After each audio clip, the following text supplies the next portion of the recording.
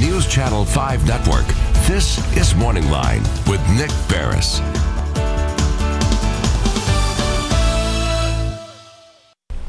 Good morning, everyone.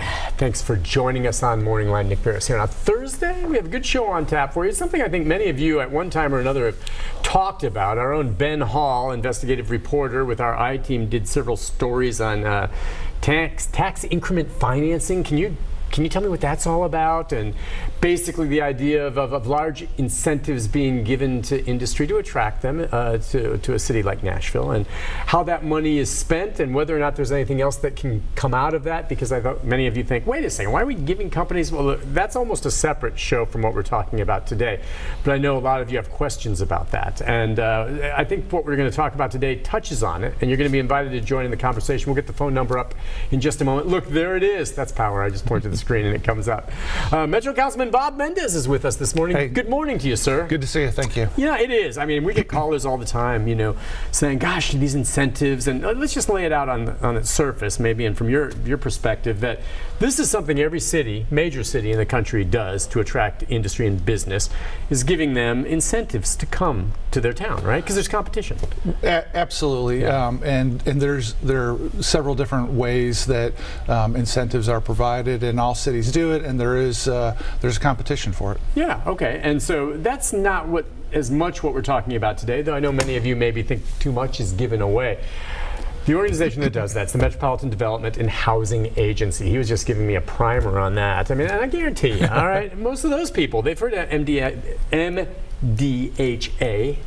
but they don't really know how it works and how it does. You guys don't approve the incentives, do you? Correct. They have you were telling me a 30-year contract, the board, to do this, and they can divvy out the money as they see fit. Right. One of the main tools for development is tax increment financing. Sometimes we call it TIF.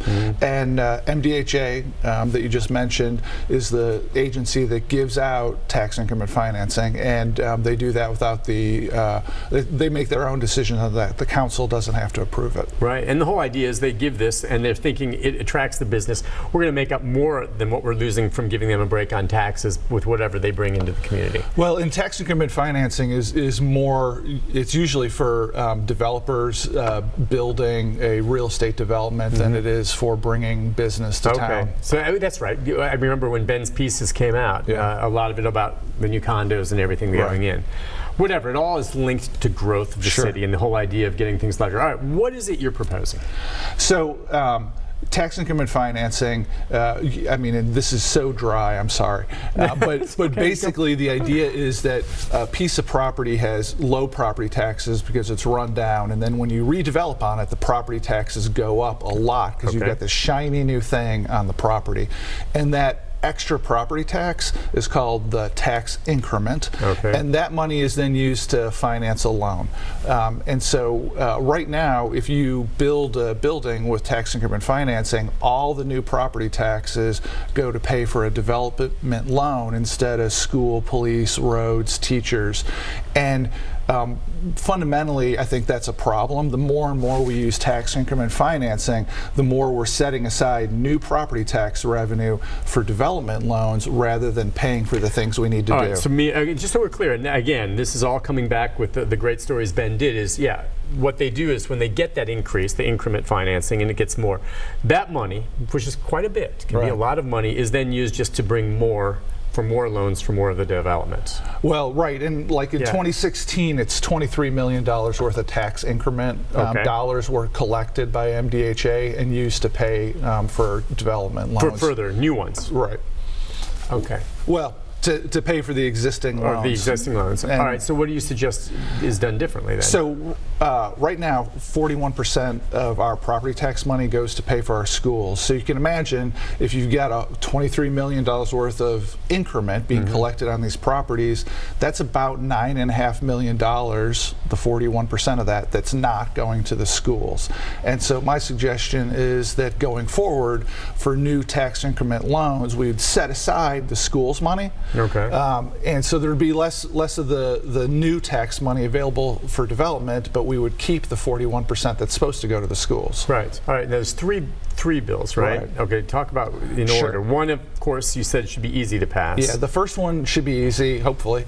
It's clear 2 of 3 readings, and it's just to set up a study group that would be made up of a couple people appointed by MDHA, 2 by the mayor, 3 by the council, to look around the country at better ways to be more transparent and more fair with tax increment dollars. So it's really just a study group to make recommendations.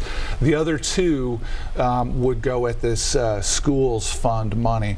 One would say going forward, new loans, we're going to set aside the 41% and keep it for schools. And then the third of the 3 bills would take a particular existing redevelopment district in the Rutledge Hill area, Rolling Mill Hill, and say, well, for that one in particular, we're going to set aside the school money and keep it. Okay. MDHA excited about this? You know, I've got a meeting next week with them on the 2nd and 3rd. They're okay with the study group. Okay, yeah, that's it, just the study group. But beyond, because I mean, I would imagine they don't want to give up that money. You know, I haven't talked to them yet. I mean, realistically. And we did invite them, by the way, this morning. They weren't able to get someone on. We may do a future story on that with them if they want to come on. I mean, the reality is that this doesn't say no development loans. I mean, you made the point that this is like, we should do this.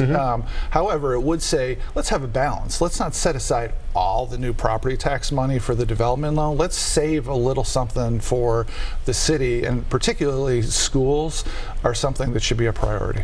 So I guess just the bigger picture, a lot of people will say money, schools always need more money, right? Right. And with you look at the backdrop against here in Metro right now and what's happening with our schools director and questions about money and spending, I mean, what's your thought on that? Well, I mean, I think it's 2 different issues. Oh, I know it is, but I mean, people are going to say, oh, well, you want to give Metro more school money, and there have been plenty of stories about whether or not the money that Metro Schools has right now is being properly handled. Well, and I'll address both parts of it. In the long term, I mean, the bills talk about generational long period, and we need to have the funding right, and not, especially if we develop transit all over the city, ultimately, the idea of losing the new property tax money for schools is nuts. And so that needs to be addressed on a very long-term scale. Short-term, there's a lot of turmoil over at the school system right now, and I know it played out in the budget process. People, some council members not wanting to give the schools more money, and I mean, there's a school board, and I'm expecting that they do their job and take care of their business over there. But in the long term, we need to make sure the school system is funded properly. Okay, and you clearly think that this additional money, what do you see as the greatest needs right now, the fact that you want this money moved over there?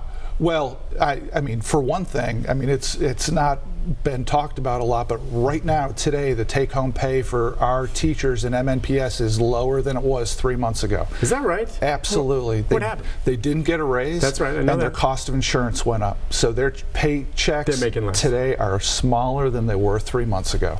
And that's a ridiculous direction for the city to be going. Yeah, getting less money. So do you think, with that happening, that these teachers that are going to go elsewhere for more money? I'm just wondering if you got a brain drain on that, just because, hey, I'm making less now. Now, I know teachers aren't getting rich anywhere, but are they going to be paying them more in Wilson County or Williamson County? Or I think most public school teachers have a passion for what they do. Well, of course. And that tends to keep them in place. But at some level, it's hard to talk to your spouse and family about, why is my paycheck smaller than it was a couple months ago? Do you have any idea what the average salary is for a Metro teacher? I don't know what it is. I don't have at the top scale with tenure, but starting salary, it's got to be 30s, 40s, something like that? I believe the starting salary would be low 40s. Low 40s. But I'm not sure about that. That's kind of what I've heard along those lines. Okay, so the idea is that the money would go to it from, for teacher pay. But anything else that jumps out at you that you've looked at? I mean, I think it's been well reported by you guys and other media outlets that the capital needs for the school system are dramatic. I mean, the buildings are run down, and I think MNPS, with the money that's been allotted them by the city, holds together a lot of the buildings, on a wire. It's just, this city's so great, And if there is something that has to be kept up, because if it goes, that's really going to hurt the city, is the education. You know, people moving here, and that's one of the first things they're going to look at. I mean, I know we were talking about attracting newcomers, new businesses to the city.